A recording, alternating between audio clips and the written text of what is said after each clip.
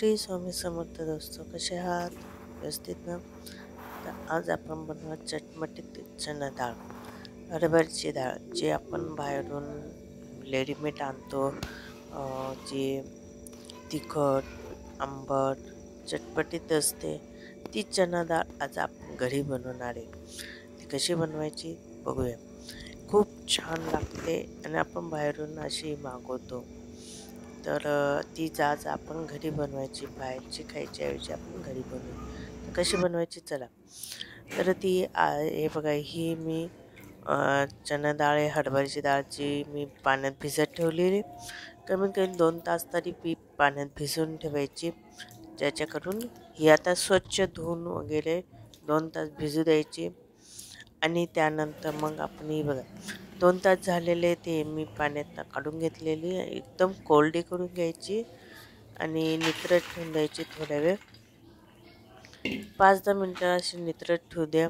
मग नंतर मग आपण तिचं सगळं पाणी निघालं का मग आपण एका कपड्यावर तिला पसरून देऊया.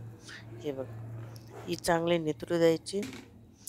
आता हिला मी नितरू दिला. आता एका कपडा घेईल, आम्ही नॅपकिन घेतला, नॅपकिन खाली जाळी ठेवली आणि डबल नॅपकिन घेतलं, ज्याच्याकडून ते सगळं पाणी त्याच्यात हे होऊन जाईल, सुकून जाईल.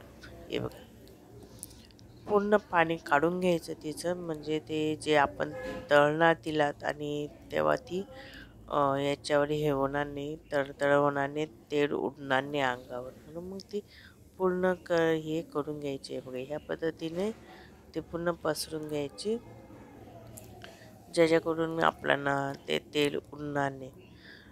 आणि ती चांगली भिजू द्यायची.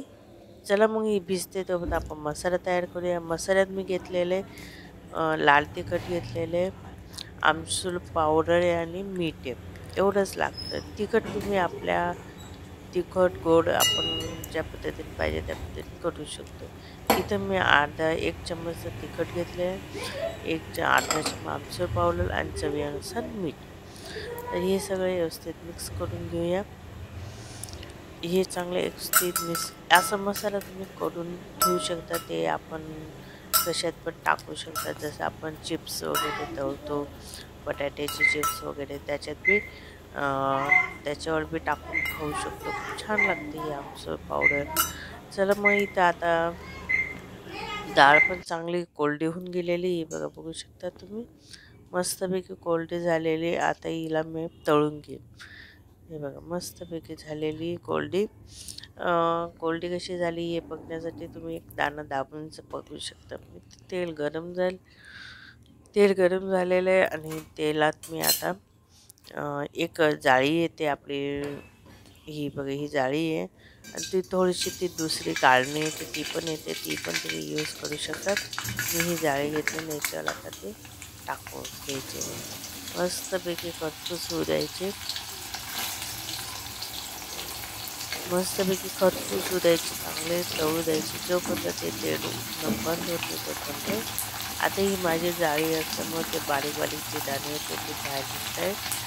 पण मग ती तुम्ही दुसरी जाळणी येते ना, गाळणी, तिच्याने तरी करणं तर ती तसं होणार नाही. हे चांगलं आहे बघा, तेल उडत नाही तोपर्यंत आपण जे बोबल येत आहे ते ना, ते बंद होत नाही तोपर्यंत चांगलं खरपूस तळू द्यायची, ज्याच्याकडून त्याच्यातलं पूर्ण पाणी हे निघून जायला पाहिजे. पाणी बिलकुल राहायला नको.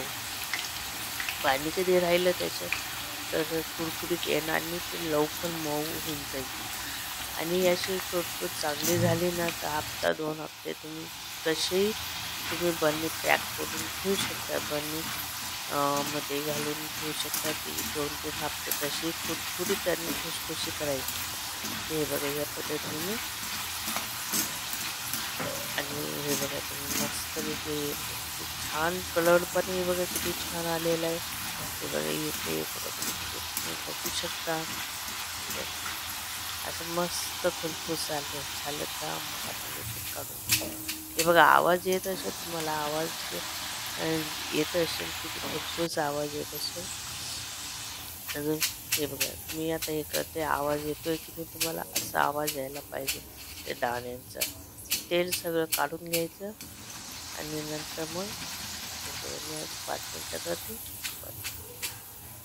किती छान झालं. आता हे मी टिश्यू पेपरवर काढून घेते.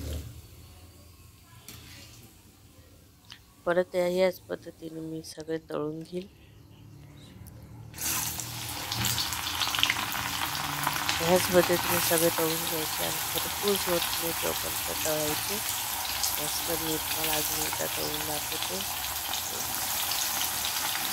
आता लागल्यास तुम्ही कमी तेल घेऊन पूर्ण याच्यावर बी टाकू शकता, तसं काही नाही. झाले आपले मस्त पैकी खरपूस तळून.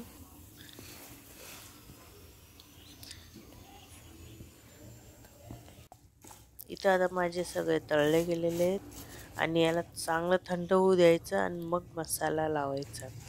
थंड झालं का एका भांड्यात मी काढून घेईल आणि त्यानंतर मग हे बघा मी एक दाबून दाखवते तुम्हाला. हे बघा किती छान झालेलं आहे. परत एकदा दाबून दाखवते. हे बघा, हे बघा कसा तुटला दाणा, असं व्हायला पाहिजे. आता ह्या पूर्ण मी थंड होऊ देईल आणि त्यानंतर मग त्याला मसाला लावायचा आहे. थंड झालं का मग मी एका भांड्यात काढेल. हे बघा इथं मी एका भांड्यात काढलेले आणि आता इथं मी हे बघा हे भांड्यात काढलेलं आणि इथं मसाला लावते. एकजीव करायचं,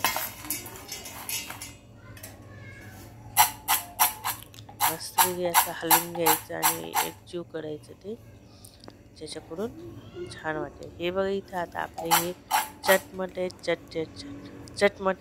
चणे तयार आहेत. खूप छान लागतात. तुम्ही नक्की ट्राय करा आणि माझ्या हे करा. तुम्ही असं चटमटी चणे या काही बी बनवू शकता, खूप छान लागतात. तर चला मग हे आपले चणे तयार आहेत. कसे वाटले कमेंट करून नक्की सांगा. आवडले असेल तर लाईक, शेअर आणि सबस्क्राईब नक्की करा. पुन्हा भेटूया पुढच्या व्हिडिओमध्ये. तोपर्यंत बाय. श्री स्वामी समर्थ.